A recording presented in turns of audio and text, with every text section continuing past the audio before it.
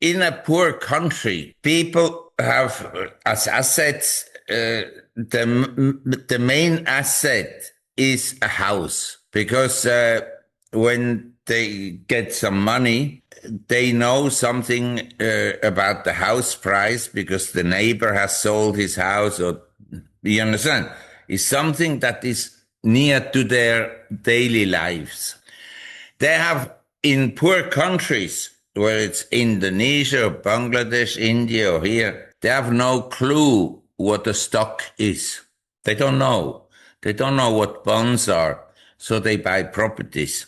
And what they also buy is when they get into some monetary conditions that are favorable, they buy a motorcycle because then they can go to work further away and they become mobile. They can go into the city and earn a higher salary, which they couldn't do before. And then they buy, if they do well and they become more affluent, they buy a car and then they buy life insurance for the children and so forth. But stocks is very moved. But most people around the world, they know what a coin is of gold and silver. That everybody knows. And so when the prices of gold and silver go up, they store some money in gold and silver. But also they store it there because they've seen how the purchasing power of money has diminished. You understand? 20 years ago, a soup on the street or some street food would cost, say, 20 cents, and now it costs $1. So they know that gold keeps its value. But when there is a crisis, an economic crisis, what do they sell? They have children, they have wives, they have obligations. They don't want to sell the house because then they have to move into more unfavorable social conditions. And that is embarrassing for the children and the wives. And they don't want to sell the car, which is mortgage, and they have installment credit, because they need the car to go to work. And so when they have a liquidity issue for themselves in the household, it can also be someone is sick or someone needs urgently money. The one thing they can always sell and nobody sees it is the gold they own. And so when prices go up and they are relatively high in the current crisis, they are selling it. And then there are central banks. You understand, in the Middle East, the Middle Eastern countries had big surpluses, and they have these large sovereign funds. And the sovereign funds, they are there to basically, is like a pension fund of the population of Saudi Arabia or of the population of the United Arab Emirates and so forth. But now the cash flow of these countries is down because although the price of oil is up, they're selling less. And so there is some selling pressure among gold holders. But I want to reassure your viewers, since you told me that they're interested in precious metals. If you look at the ownership of gold and silver and platinum around the world, especially among financial institutions, it's tiny, tiny.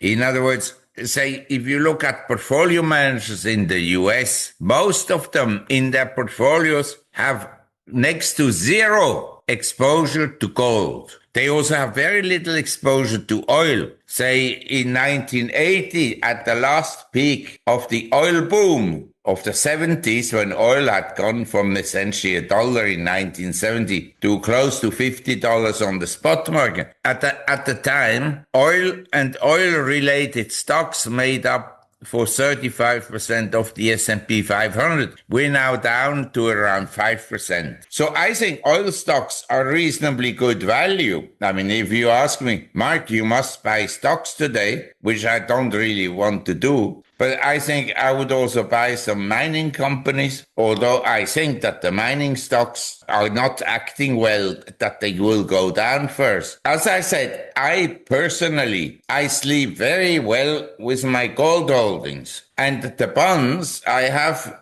as a cash flow instrument that I consider reasonably safe. I mean, I think I lose less on my bond positions, which are different maturities. Every year, some bonds mature. But I think I lose less money on bonds than on Nvidia and Tesla and the FANG 7 stocks and the Magnificent 7 stocks and all these popular investments.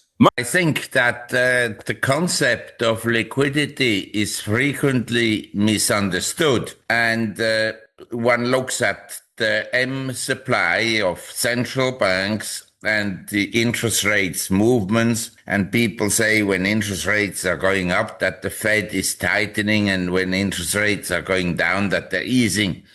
But that is not entirely correct. There are many other factors that influence global liquidity, and especially liquidity in individual markets. Say, if you look at commercial properties in the United States and also elsewhere, they have declined significantly in price.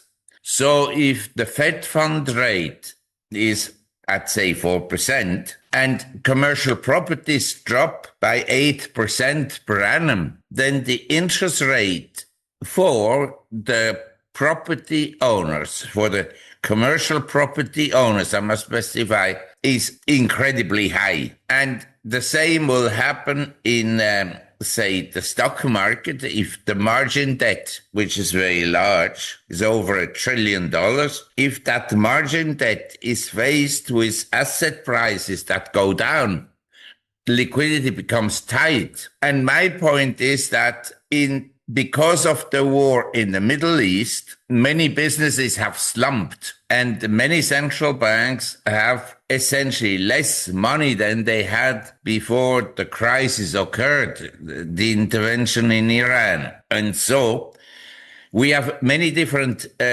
influences that have an impact on global liquidity. We have, as I mentioned, the collapse in commercial property values has reduced the liquidity.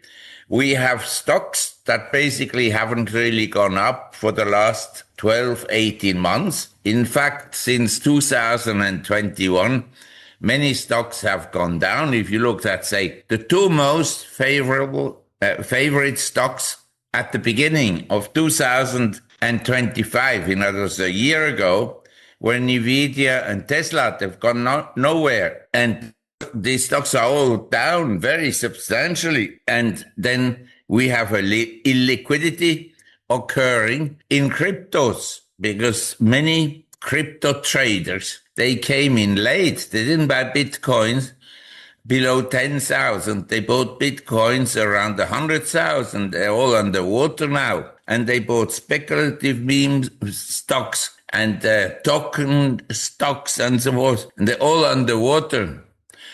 And now we also have the illiquidity that occurs when prices go up and the salaries of people don't go up at the same rate. So they are squeezed. So what people call through inflation, but actually it's a monetary phenomenon that occurs because money, when it's increased, when the quantity goes up, it doesn't flow evenly into the system, but it lifts asset prices somewhere, or it lifts inflation, or it inflates asset prices somewhere, and occasionally it inflates the necessities of life. In other words, the prices in supermarkets go up, and this is happening right now. And then, as you know, in life, the psychology of people is very important. Do people feel good? Are you feeling happy? Are you willing to buy something?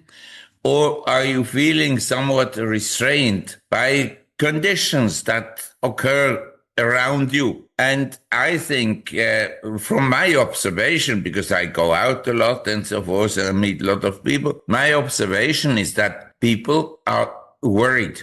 They are concerned and they spend less. And in my view, the economic statistics that will be published will be very bad. Well, this is a very interesting subject, and we need a few hours to discuss it in details.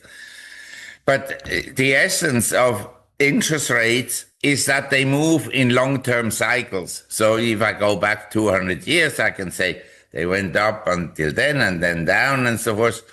And this century, they went up until 1921. And then they had a declining trend until the Second World War. And after the Second World War, they started to gradually increase. And this increase in interest rates then accelerated in the late 60s and 70s with a peak in interest rates in 1981, to be precise, September 21, 1981. And then after this September 81, we had a declining interest rate structure in the US and worldwide until, say, May to August 2020, when the 10 years note, the 10 years treasury bond, which had yielded more than 15% in 1981. In August 2020, it went down and had a yield of 0.57%,